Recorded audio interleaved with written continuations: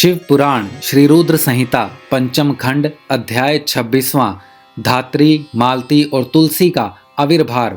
व्यास जी बोले, हे ब्रह्मा पुत्र सनत कुमार जी, जब भगवान श्री हरि विष्णु की माया से मोहित होकर जलंधर पत्नी वृंदा छद्म वेश धारण किए विष्णु जी को अपना पति मानकर उनके साथ रमण करने लगी, तब श्री हरि की भी उनसे प्रीति जुड़ गई। सच्चाई जान लेने के बाद कि जलंधर के रूप में भगवान श्री हरि ने उनके साथ छल किया है, उसने अग्नि में जलकर अपने प्राणों की आहुति दे दी। तब फिर आगे क्या हुआ, भगवान विष्णु कहाँ गए और उन्होंने क्या किया, तुलसी के रूप में वृंदा का जन्म कैसे और कब हुआ, कृपया यह कथा मुझे बताइए। सनत कुमार जी बोले, हे महर्षि, मैं आपके सभी प्रश्नों का उत्तर देता हूँ, मेरी कथा सुनिए, आपकी सभी जिज्ञासाएं दूर हो जाएंगी। जब वृंदा ने विष्णु जी द्वारा ठगे जाने पर अपने शरीर का त्याग कर दिया तो भगवान विष्णु को बहुत दुख हुआ और वे वृंदा की चिता की राख को अपने शरीर पर लपेटकर इधर उधर मारे मारे फिरने लगे। इधर जब देवताओं को भगवान श्री हरि विष्णु की इस हालत के बारे में पता चला तो वे सब बहुत चिंतित हुए। उन्हें समझ में नहीं आ रहा था कि वे क्या करें। जगत के पालनकर्ता भगवान विष्णु को इस तरह दर दर भटकना शोभा नहीं देता। जब देवताओं को इस समस्या का कोई हल नहीं सूझा तब वे देवादिदेव भगवान शिव की शरण में गए। ब्रह्मा जी को साथ लेकर देवराज इंद्र देवताओं सहित कैलाश पर्वत पर पहुंचे। वहां उन्होंने त्रिलोकीनाथ भगवान शिव को हाथ जोड़कर प्रणाम किया और उनकी स्तुति करने लगे। तत्पश्चात शिव के पूछने पर देवताओं ने वहां आने का प्रयोजन शिव जी को बताया। देवताओं ने कहा, हे देवादिदेव करुणा निधान भक्त वत्सल शिव, आप तो सर्वेश्वर हैं, सर्वज्ञाता हैं, इस संसार की कोई बात आपसे छिपी नहीं है।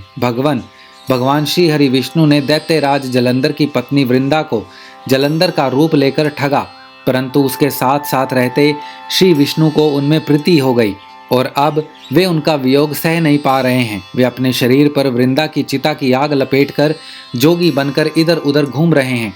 प्रभो, आप उन्हें समझाइए कि वे ऐसा ना करें। भगवान, यह जगत आपके अधीन है और आपको ही इस समय उनकी मदद करनी है ताकि वे पहले की भांति होकर अपने कार्यों को पूरा कर सकें। देवताओं की इस प्रकार की प्रार्थना सुनकर भगवान शिव बोले, हे ब्रह्मा जी, हे देवराज इंद्र व अन्य देवताओं, यह सारा जगत माया के अधीन है, परंतु इस जगत की जननी मूल प्रकृति परम मनोहर महादेवी पार्वती इस माया के वशीभूत नहीं है। उन पर इस माया जाल का कोई असर नहीं पड़ता। इसीलिए आप भगवान श्री हरि विष्णु के इस मोह माया के जाल को दूर करने के लिए आदि देवी प्रकृति की आधारभूत देवी पार्वती की शरण में जाइए। यदि आपके द्वारा वे प्रसन्न हो गई तो आपकी हर एक समस्या का समाधान हो जाएगा और वे आपके कार्य को पूर्ण करेंगी।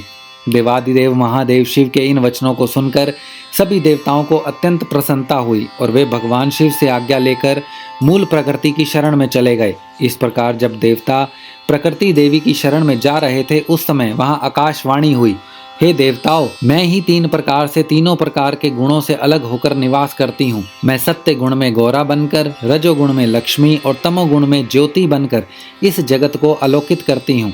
इसीलिए आप अपनी इच्छा पूर्ति हेतु देवी जगदम्बा की शरण में जाओ, वे अवश्य ही तुम्हारी मनोकामना पूरी करेंगी। यह आकाशवाणी सुनते ही सभी देवता गौरी, लक्ष्मी और सरस्वती को हाथ जोड़कर प्रणाम करने लगे और मन में उनका वंदन और स्तुति करने लगे। इस प्रकार जब देवताओं ने शुद्ध हृदय से तीनों देवियों का स्मरण किया तब वे तीनों देवियां वहां प्रकट हो गई। देवियों को साक्षात अपने सामने पाकर देवता बहुत हर्षित हुए और गौरी, लक्ष्मी और सरस्वती की वंदना और पूजन अर्चन करने लगे। तब तीनों देवियों ने मुस्कुरा कर कहा, हे देवताओं, हम तीनों देवियां तुम्हारी स्तुति से बहुत प्रसन्न हैं। तुम जो कुछ चाहते हो हमें बताओ, हम तुम्हारी मनोकामना अवश्य पूर्ण करेंगी। देवियों के इस कथन को सुनकर देवताओं का प्रतिनिधित्व करते हुए देवराज इंद्र ने भगवान श्री हरि विष्णु के बारे में सब कुछ गौरी, लक्ष्मी और सरस्वती देवी को बता दिया। तब उन्होंने कुछ बीज देवताओं को दिए और कहा कि ये बीज ले जाकर तुम देवी वृंदा की चिता की राख में बो दो। ऐसा करने से तुम्हें अभीष्ट कार्यों की सिद्धि होगी। उन बीजों को लेकर देवताओं ने तीनों देवियों का धन्यवाद व्यक्त किया। तब देवियां वहां से अंतर्ध्यान हो गई। तत्पश्चात ब्रह्मा जी सहित सभी देवता उस स्थान पर पहुंचे जहां देवी वृंदा ने अपने प्राणों की आहुति अग्नि में दी थी। वहां पहुंचकर उन्होंने देवी द्वारा दिए गए उन बीजों को वृंदा की चिता की राख में डाल दिया। तब उन बीजों में से कुछ दिन पश्चात धात्री, मालती और तुलसी नामक वनस्पतियां पैदा हुई। देवी सरस्वती द्वारा दिए गए बीजों से धात्री, देवी महालक्ष्मी के बीजों से मालती और देवी गौरी के बीजों से तुलसी का आविर्भाव हुआ। जैसे ही धात्री, मालती और तुलसी नामक ये स्त्री रूपी वनस्पतियां उत्पन्न हुई और भगवान श्री हरि विष्णु ने उन्हें देखा तो उन पर से माया का पर्दा हट गया और वे पहले की भांति हो गए। वे उन वनस्पतियों पर अपनी कृपा दृष्टि रखने लगे और तभी से धात्री, मालती और तुलसी नामक इन वनस्पतियों को भी विष्णु जी से विशेष अनुराग हो गया। तब भगवान श्री हरि विष्णु पुनः वैकुंठ लोक को चले गए। श्री रुद्र संहिता पंचम खंड अध्याय 26वां समाप्त।